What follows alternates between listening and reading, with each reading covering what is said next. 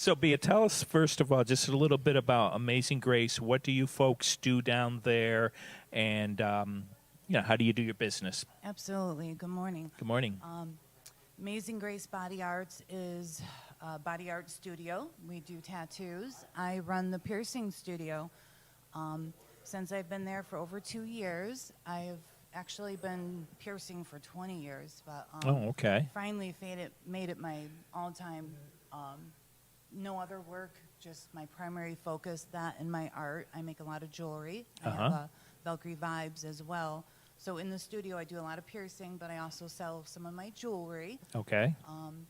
And Geneva has been amazing. Really? Just the town itself. I have been able to make this a full-time career and support my family and the clients. It's a whole different breed out here. Yeah. Beautiful people. That's wonderful. Now, are you an employee of the business, or are you separate, if you will?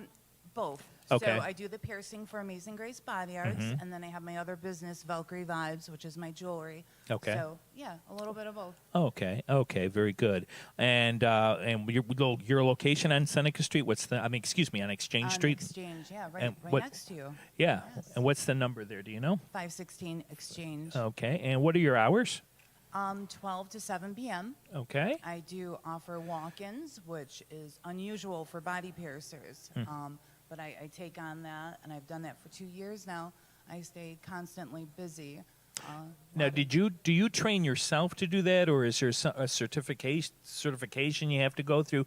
I know for tattooing people do, Yes. So since I started about 20 years ago, that was my training. I am a master. So with the training I had then and then being here, working under Ryan Hamburg has made me a master. Oh, okay. So I have several certifications as far as like Bloodborne. New York State actually, now there's a couple things you need, but of all the states, you don't need a lot of degrees for that. It is a kind of a training. So I did an internship, whatever, Hold many your years mic ago. right up so, there. Yep. Just hold your mic right up there. so Good. 20 years, that makes me a master. That's enough time behind my belt to know what I'm doing. And now, who is Ryan? Ryan is the owner of Amazing Grace. Oh, okay. Very good. Very good. All right. Well, I do want to talk about some of the jewelry that you have and some of the Yes. tattoos and piercing, but I do want to make the connection to the audience. So, Bea has a nice experience to share with everybody about a guest that we recently had here at the Smith Opera House. So, go ahead, Bea, and you want to share? Yes. So I was in my studio piercing. I had several clients waiting, and this woman walked into my studio. She wasn't interested in the piercing. She was interested in my jewelry. So I do a lot of talisman and charms. This is a piece here, hard to probably see in the camera, but it's bone jewelry. So I actually ethically source my own bones from animals and that, and piece it together, kind of tribal. Oh, okay. Very authentic. You don't see it anywhere. I had a few pieces showcased in the window. So the woman came in. She was interested in doing a personal piece. She wanted to commission me for a piece. I was a little preoccupied. I had to pierce someone, so she left. I didn't think she was going to come back. Then the woman came back, and we were talking for a good hour, and she's like, well, my band's playing in town. Oh, Or my she's goodness. performing, and I'm like, oh, are you a one-man band? What's your instrument? She looked me in the eye, and she's like, well, actually, I'm Melissa Etheridge. So I was a little taken back. That's awesome. It was beautiful. In that moment, I mean, I'm kind of, with all my clients, I get real personal. Doesn't matter who walks in. Sure. They have all my attention. So, Sure. you Now, know, was she in incognito? Did you she was recognize in- her? No. What no, was she? yeah. Do you remember Yeah. what she was wearing? Yes, I do. Okay. She had a baseball cap on and just really plain Jane. You did not see that glam, the Melissa Etheridge, as far as her performance on a stage. So Okay. she was undercover, yes. Oh, wow. So, but we were able to really have some great conversation, and even after I knew she was Melissa Etheridge, my pace didn't change. I was Sure. actually more intrigued, and I was like, well, what do you want me to make you? So she had to perform that night, and she needed charms for her guitar. I came up with something real quick, and then I told her I would make her a masterpiece after. So I gave her the charm, and she bought several other things, a necklace and some body jewelry for her daughter, Okay. some belly rings, and then she gave me some tickets, and she said if I was interested to come backstage that night. So I did. I showed up with my father, Giovanni. Oh, nice. And, she wasn't. Now, did accept- your dad know who she was? Oh yes. Okay, absolutely. okay. I just want to make Yes, sure. My Okay. dad is 72 years old. He knows. Okay, good for him. He definitely does. So, Right. Yeah, we showed up. Amazing performance there, and then she did a shout out. She goes, "This guitar charm made by Bia, Amazing Grace." So I got That's all blushy. nice. And then, going backstage, there's a line of women and men wanting to meet her, and me and my father stroll by, and I'm like, yeah, I'm going to go see her. So we did, and I looked at all her guitars and kind of felt the essence of it. It was remarkable. I was honored to be able to come as far as I have, and with my body jewelry and my other talesmen, that she wanted me to create something for her Broadway performance. So at this time, she was on a world tour. Oh, okay. Um, Okay. So Oh, so Yeah. so is that the end of it? Do you still have No. contact? Okay, Oh, go ahead. no, Well, I when still those- have contact, yes. Okay, So, tell us how you still have contact with her. Go ahead. so we communicate. She gave me her number and that. I made her piece for her tour, and I sent it to her, and she was in awe. She loved it. We had a great magical connection, and she seen that. I feel she is the type of woman she would. Worldwide, I mean, multi-talented artist. So she had a tour in Broadway, and I was talking to my brother, Jonathan Giroux. He is also a multi-talented artist. He has a business in New York City. Oh, okay. And also a musician. So he's like, oh, can we go see her? I'm like, well, let me check. So I text her, and she got us tickets. Oh, that's So, great. it was. I've never been on Broadway. And you had no problem getting the tickets when you got to the theater and Oh, so forth. They no. were there. Oh, no, Okay, they were great. there, all Okay, great, packaged. great. So we seen her on Broadway. She did her Wonderful. storytelling series, and through the times from she was a child to, I think the Triangle Ball for Bill Clinton, how she came out, she was a lesbian and everything, and and then Wow. she went to her son dying to beating Oh. cancer for 25 years. I mean, this woman has lived through it. What a Oh what a- my what a goodness! woman, I yes. actually didn't know her son had passed away. He Was did. he a little boy or about 21, yeah. Oh, he's So older, She yeah. has a couple foundations for drug and alcohol and mental illness. So I know he did die tragically from drug and alcohol. So Oh, okay. she has also a lot of fundraisers going on for that. She's a huge advocate. So, and that really touched me. I have also lost a lot of people to that. So Mm-hmm. I am all about her.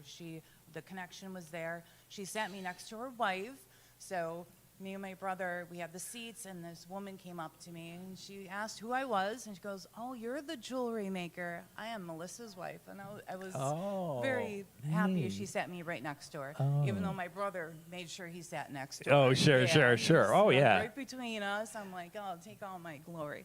Uh-huh. But yeah, the storytelling series, that was Melissa's first time on Broadway too. So she Great. really knows where to pick the locations. The Smith, to me as well, has a lot of history. I remember coming here. I haven't been to the Smith since Melissa. But Okay. I remember seeing, I think it was Jesus Christ Superstar, like 20 years ago with my mother here. And Okay. I love this theater, and I've always wanted to come back. I do not live in Geneva. I'm a little on the outskirts towards Soda. So Oh, okay. yeah. Okay. So once again, if you're tuning in live stream, this is Phil the Smith Day of Giving from the Smith Opera House in Geneva, New York. My name is Gregory Peck. I'm a volunteer with the Smith Opera House, and I'm interviewing Bia Mazzarella. She is a piercing specialist at Amazing Grace Body Arts here in Geneva on Exchange Street, and she has formed a little bit of a relationship with a performer here, Melissa Etheridge, who just recently was here, brought some of Bia's jewelry, and Bia has seen her on Broadway and so forth like that. So the jewelry, now one more time, the Yes. jewelry that she bought was what? What's it called? So I've been making her guitar charms. Okay, and guitar charm. I did make her a necklace. So Okay. I did a leather kind of choker with a 120-year-old snapping turtle bone that I had found. Oh, my. and Okay. Some turquoise. She loves turquoise. So I made her a choker, and then I made her several guitar charms. One with feathers and stones, and the other one was lots of leather strips and feathers and turquoise. So. And a few other ones. I put a lot into my creations, so I put a lot of good intentions, and they're beautiful, very flowing. She wanted something that would flow with her guitar and kind of go with all of them, and she's really made a comeback with her music, and it all started almost at the Smith. It was like the kickoff. and Yeah, now right, she's full right, force. right. Now she's Yep. she's an awesome performer. She's Oh. very charismatic, Yeah. and I've seen her a couple times before, but Oh, you had? Oh. yeah, but this is Oh. more intimate. Your theater Oh, is yeah. so intimate. The lighting, the sound, like you guys really just put it together. well, thank you. Absolutely. Thank yeah. you. Well, Yeah, I thank think you. it's awesome that we have artists that actually shop downtown and so Yes. forth. I got your name from Yvette Ortiz, who we Yes. had on earlier in the day, and she brought jewelry there Mm-hmm. as well with that. And Yvette also previously. About 20 years ago and so forth, met Natalie Merchant, and Natalie Merchant, who's with 10,000 Maniacs, Yes. Oh, I know who she is. Oh.